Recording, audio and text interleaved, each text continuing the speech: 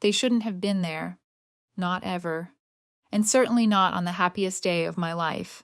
My name is Claire, and I was truly radiant. White roses perfumed the air, mingling with the soft murmur of happy conversations. My beautiful dress flowed around me, a cloud of ivory silk, and Michael, my Michael, stood opposite, his eyes full of a love that felt like a lifetime's reward. This was it, the happiest day I had ever known, the culmination of quiet struggle and fervent dreaming. The string quartet played a delicate melody, a prelude to our vows, as afternoon sunlight streamed through the stained glass windows, bathing everything in a golden glow. It was absolutely perfect. Then, a sudden ripple of unease spread through the guests near the entrance. A hush fell, a small jarring discord in my symphony of joy. My gaze instinctively drifted towards the commotion, a knot forming in my stomach even before I recognized them. There they stood, silhouetted against the bright doorway, a small unwelcome tableau. My adoptive mother, Eleanor, her smile too wide and too fixed, a mask of faint warmth. Beside her, my adoptive father, Richard, his eyes scanning the room with an almost proprietary air, as if he were assessing his investment, an investment they now seemed intent on claiming a return from. And next to them, my adoptive brother, David, casually leaning against the doorframe, a smirk playing on his lips, a smirk that held the quiet complicity of their shared past. They were not invited. Not now, not ever. A gasp escaped me, barely audible, lost in the sudden quiet of the room. My heart, which had been soaring moments ago, plummeted with a sickening lurch. Shock, an electric jolt, coursed through me, quickly followed by a searing wave of pain. But deeper still, beneath the surface, a cold, hard anger began to simmer. How dare they? Eleanor, catching my eye, waved a small condescending flutter of her hand. Her voice, slightly too loud for the hushed room, carried clearly. "Well, Sarah, darling? We always knew you had it in you." Sarah. My stomach churned. It was the name they had given me, the one I'd shed the day I left, choosing Claire as a declaration of independence. The name they used to assert a connection that had ceased the moment they threw me out. The words were laced with an old, familiar poison, a patronizing affection that never felt real, never earned. They seemed to believe my success, my happiness, was somehow their reflection, a testament to their benevolence. My mind reeled, assaulted by a whirlwind of bitter memories. The cold apartment door slamming shut behind me. The meager bag clutched in my trembling hands, holding little more than the clothes on my back and a tattered, well-loved book. The sharp words echoing in the empty hall. "You're 16, Sarah. It's time you stood on your own 2 feet. Enough, indeed. Enough to break a child, to leave her utterly alone, adrift in a world that felt vast and indifferent. Countless nights I'd cried myself to sleep on a friend's couch, hungry mornings, endless hours studying in dimly lit libraries, all fueled by sheer spite and a burning desire to prove them wrong.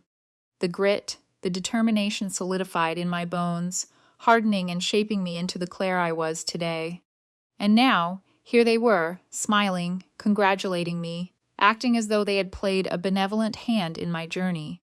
The audacity was breathtaking. The atmosphere in the room had shifted, the ethereal magic of the moment dissolving into palpable tension. Whispers started, curious glances darted between the uninvited guests and me. Michael, sensing my distress, squeezed my hand, his brow furrowed with concern. But I tightened my grip on his, a silent signal of my resolve. I wouldn't let them ruin this. Not today. My smile, though strained, was fixed. My chin held high. I was not that abandoned girl anymore. But to understand why their presence felt like a poison seeping into the happiest day of my life, we need to go back to the day they decided I wasn't worthy of a seat at their table. What do you call a child who isn't a child at all, but an investment? They called me Sarah. My name was Claire, a secret whisper I kept to myself, a tiny rebellion against the identity they imposed. From my earliest memories, I knew I was a stranger in their perfect gilded cage. I was never truly a part of their family, not in the way David was. I was only a guest who had overstayed her welcome, a silent observer in a life that wasn't mine. Sarah wasn't an identity, it was a label, a constant reminder of what I was to them. David, their biological son, moved through their lavish home with an air of effortless belonging, his every whim anticipated, his every achievement celebrated. He barely registered my presence, a ghost in his periphery, and I, in turn, learned to make myself invisible. For me, it was different. My existence felt conditional, tethered to an invisible string of expectations. I was a child, yes, but more keenly, I was a responsibility they bore with a strained politeness.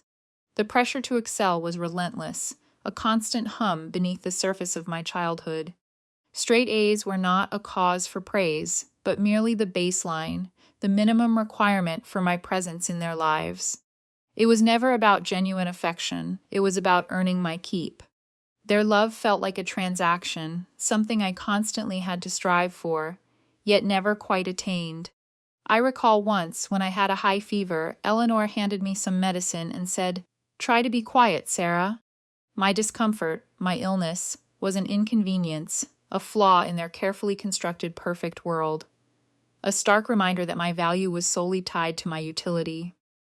To the world outside their polished mahogany doors, Eleanor and Richard were paragons of virtue, pillars of the community, devoted parents who had opened their hearts and home to a child in need.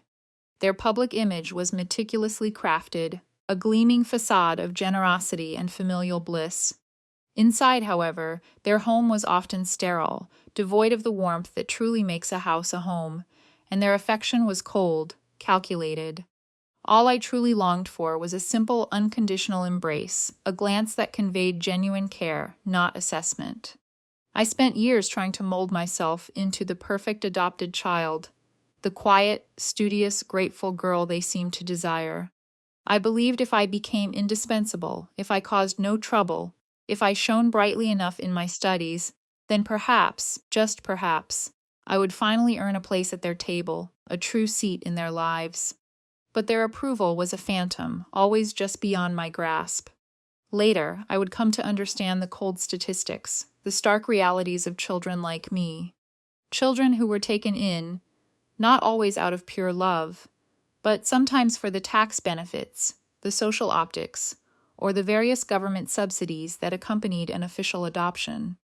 I was not a child to them. I was an asset, a carefully managed project designed to enhance their image, a narrative they controlled. I was a pawn in a game I didn't even comprehend, moved and manipulated according to their silent rules. And then, at 16, their game took an even crueler turn. My 16th birthday, a quiet Tuesday, was not a celebration of independence, but the day I was expelled from the only home I'd ever known. I'd foolishly hoped this milestone would finally earn me a different kind of recognition, a genuine acknowledgement. Instead, it earned me a life on the streets. That evening, after a bland dinner where David regaled Eleanor and Richard with tales of his latest soccer victory, they called me into the living room. The air was thick with a polite formality that always preceded their most cutting pronouncements. Eleanor spoke first, her voice calm, almost sympathetic, yet utterly devoid of warmth. "Sarah," she began, and that familiar wave of unease washed over me. "You're 16 now." Richard nodded, his gaze distant. "We've given you a good start, a solid education, and a roof over your head for all these years." The words felt like physical blows, each one chipping away at the fragile hope I had harbored. I stared at them, my mouth dry, searching their faces for any sign of remorse, any flicker of hesitation. There was none.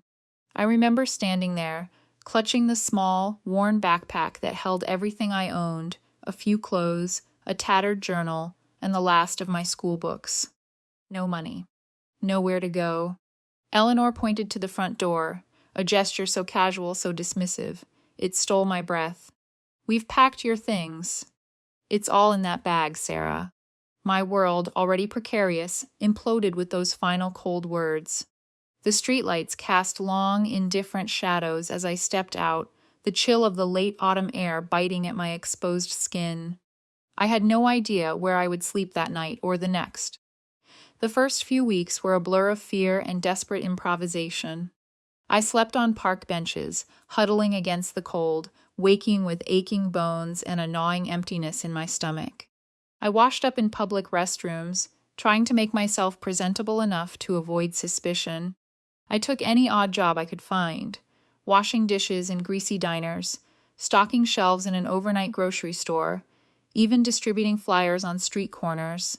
The pay was meager, barely enough to buy a cheap meal or a bus ticket to a warmer shelter. Hunger became a constant companion, a dull ache that never truly subsided. Loneliness, however, was far more crushing, a suffocating blanket that wrapped around me, reminding me of how utterly alone I was. I was a child barely, yet the world treated me with the indifference reserved for adults, or worse, for an inconvenience. The betrayal stung with an intensity that burned deeper than any physical pain.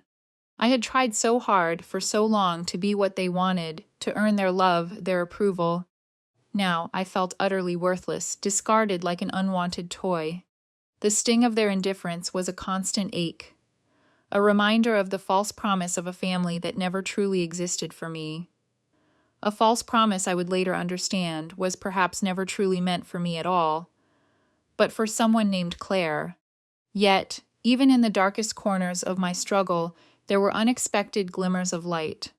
A kindly librarian, Ms. Jenkins would sometimes slip me an extra sandwich with my late-night study sessions. A grumpy old diner owner, Mr. Henderson, would occasionally let me take home leftover bread at the end of my shift. These small acts of humanity, simple gestures from strangers, were like faint, flickering candles in the vast darkness, tiny reminders that not everyone was as cold and calculating as Eleanor and Richard. They kept a small ember of hope alive within me, a belief that I could and would survive. I stood there, looking back at the closed door, the place I had called home for so long. The family I had known, or thought I knew, was nothing more than a fading, bitter memory. But what I didn't realize then, as that door slammed shut on my childhood, was that their cruelty wasn't over. That closed door was not the end of their betrayal. It was merely the very beginning of a far more complex and insidious plot, one that would unravel years later, leaving a trail of destruction in its wake. They threw me out. My journey from that moment was a relentless grind for survival, a brutal testament to the sheer will forged in abandonment. I worked, I studied, I saved every meager penny because there were no shortcuts, no safety nets, just the cold, hard reality of building a life from absolute zero. I learned to navigate the world on my own terms, honing my instincts, trusting no one easily, for betrayal had been my first coldest lesson. Years melted into a decade, each one adding another layer of steel to my resolve. I had carved out a semblance of stability, a quiet, independent existence, far from the shadows of my past. The scars remained, of course, but they were tucked away, rarely exposed to the light of day. I thought I had come to terms with the past, that the chapter of Eleanor and Richard was definitively closed. Then, one crisp autumn morning, a thick envelope arrived. It bore no return address I recognized, only a discreet legal firm's logo. A name I would soon discover belonged to the original custodians of my birth parents' estate. My name, Claire, was printed on it, formal and stark. Inside, nestled amongst legal jargon, was a document that would shatter my carefully constructed peace, ripping open old wounds and revealing a betrayal far deeper than I had ever imagined. It was an old trust fund statement, dated from the time I was first taken in by Eleanor and Richard, a document that, perhaps spurred by an internal audit or a legal obligation active upon my reaching a certain age, the firm had belatedly and devastatingly sent. The papers laid bare a meticulously hidden truth. My deceased birth parents, whom I barely remembered, had established a substantial trust for my care and upbringing. Funds meant to secure my future, to provide for my education, my medical needs, and a stable environment, had been systematically disbursed to my adoptive parents, Eleanor and Richard. The sums were staggering, far more than what I could have ever conceived. My hands trembled as I read further, the numbers blurring, then sharpening into stark reality. Every single quarterly payment had been deposited into their personal accounts. Not a single cent had ever reached me, the rightful beneficiary. They had received hundreds of thousands of dollars over the years for my care. Money intended to provide the very stability and security they had so cruelly denied me. The realization hit me with the force of a physical blow. It wasn't just that they had cast me out. They had profited from my very existence. While I shivered on park benches, washing dishes for pennies, they had been living comfortably, their bank accounts swelling with money that was rightfully mine. Their carefully crafted image of generosity was a grotesque lie, a hollow performance for which they had been handsomely paid. The coldness, the calculated indifference I had always felt from them, suddenly made perfect sense. I was not just a burden or a project, I was a financial asset, a means to an end. They had siphoned away my inheritance, robbed me of my birthright, and then, when I reached the age where the payments might become less convenient or attract more scrutiny, they had simply discarded me. My heart pounded with a furious rhythm, a new kind of anger igniting within me. It wasn't the raw, desperate pain of a discarded child anymore. This was a cold, simmering rage, a potent cocktail of indignation, and a fierce craving for justice. They hadn't just taken my home, they had stolen my future, my opportunities, everything my birth parents had carefully planned for me. The betrayal was monumental, a calculated act of cruelty that transcended mere abandonment. It was theft, pure and simple, cloaked in the guise of parental responsibility. And for the first time in years, the thought of Eleanor and Richard didn't just bring sadness or resignation. It brought a chilling clarity. They did not merely throw me out onto the streets. They systematically stripped me of everything, including a future that should have been rightfully mine, all while meticulously maintaining their facade of good people. And that, I decided, was a debt I was finally ready to collect. The moment the lie unraveled, revealing the bare, brutal truth, my world didn't just shatter. It hardened into a singular, unwavering purpose: retribution.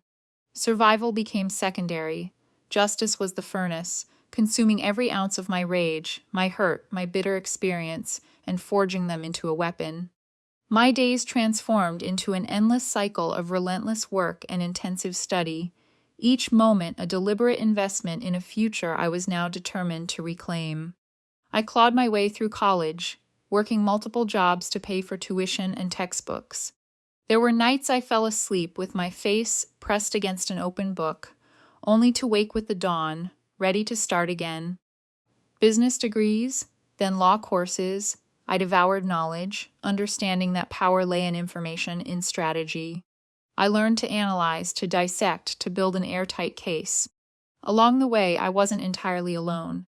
The world, for all its cruelty, also offered unexpected kindness. I found mentors who saw a spark in me, not just a survivor. Professor Evelyn Reed, a formidable woman in corporate law, took me under her wing, her sharp mind teaching me to dismantle complex legal frameworks and opening my eyes to the loopholes often exploited in family trusts and corporate governance. George Anderson, a seasoned financial analyst, taught me the intricacies of money, how it moved, how it was hidden, how it could be traced, helping me understand the very mechanisms that could have been used to divert a legacy. These were not just colleagues. They became genuine friends, people who believed in Claire, not the discarded child. And then there was David. He saw beyond the walls I had built, past the carefully constructed facade. David saw the resilient woman beneath, the one healing yet fiercely determined. He became my anchor, my confidant, and eventually my beloved husband, a beacon of unwavering trust in a world that had taught me to trust no one. He was the one who, in my darkest moments, reminded me that justice wasn't just about vengeance, but about reclaiming my stolen future, a future we were now building together. My education wasn't confined to classrooms or textbooks.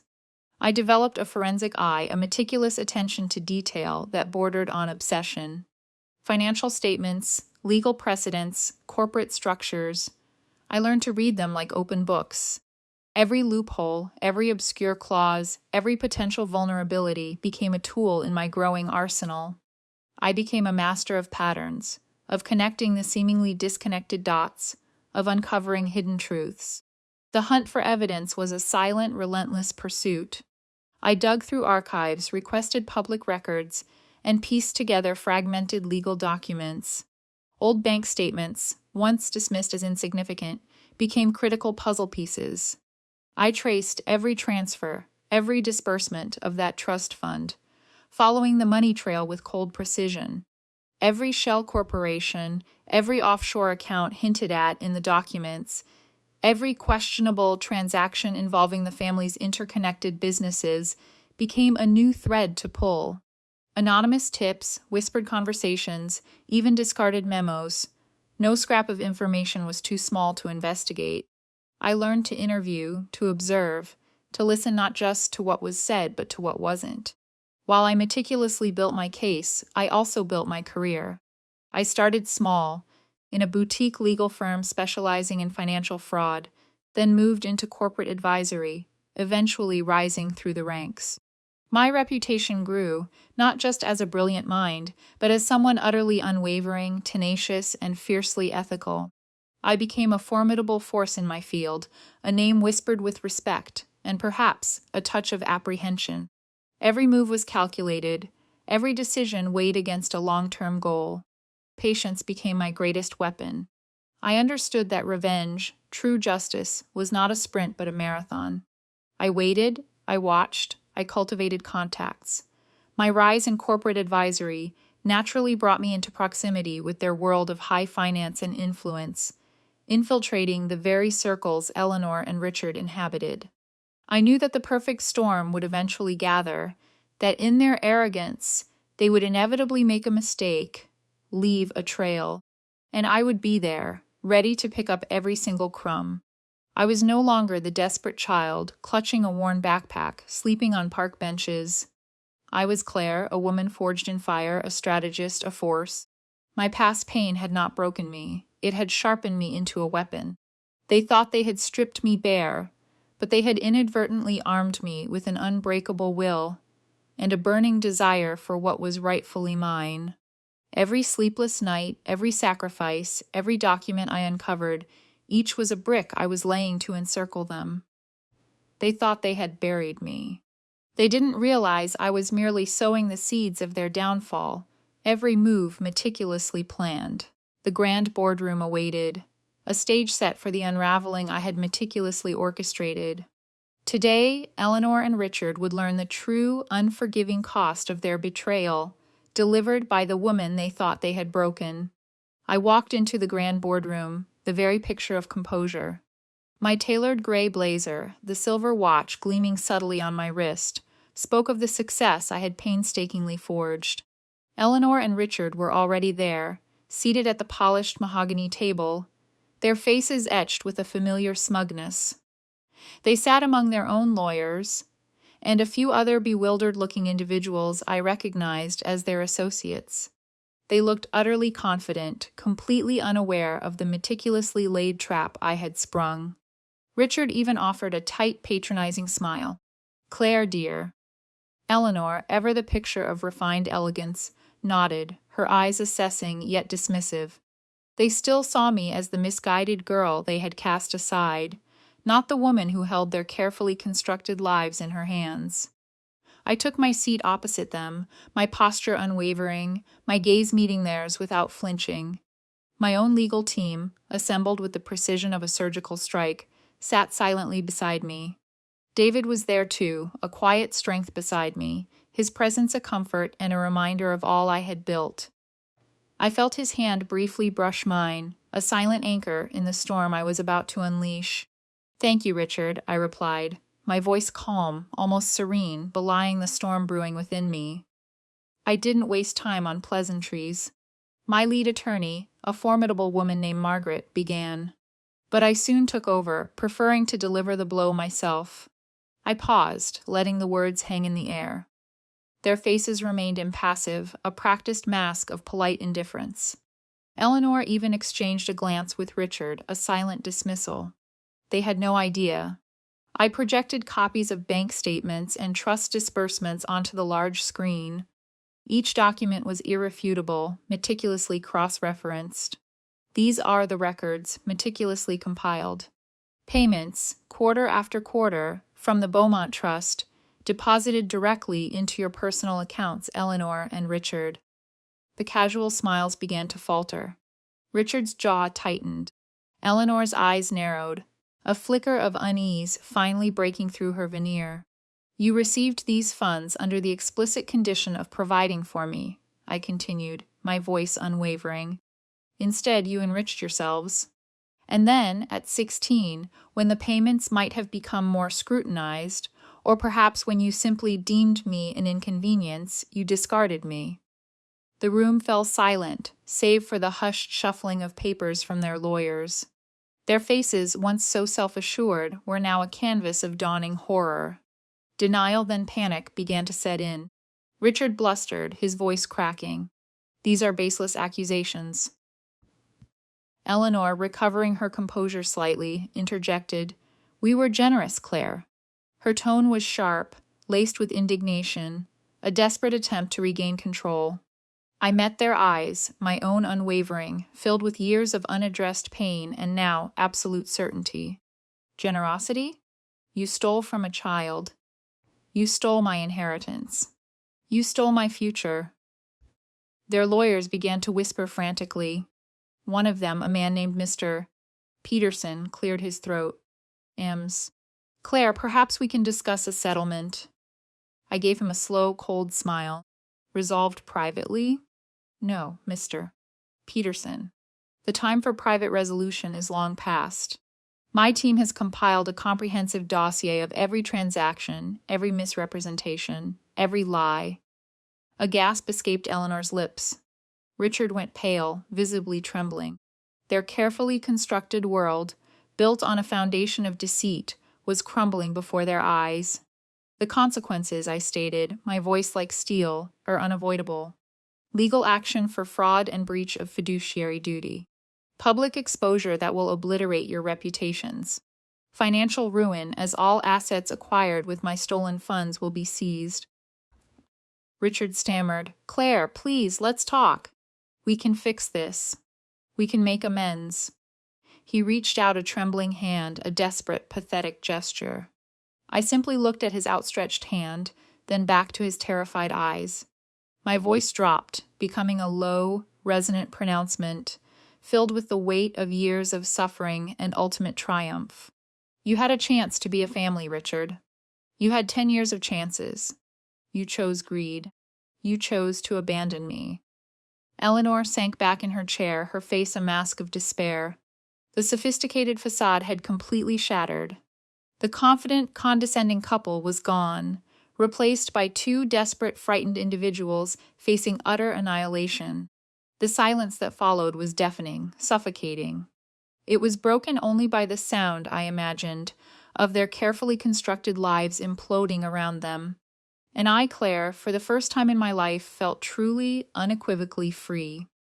I saw them before they saw me, two specters from a past I had meticulously buried, now standing at the entrance of my wedding, daring to steal my peace. The phantom symphony of triumph and closure from that boardroom confrontation shattered, replaced by a discordant clang.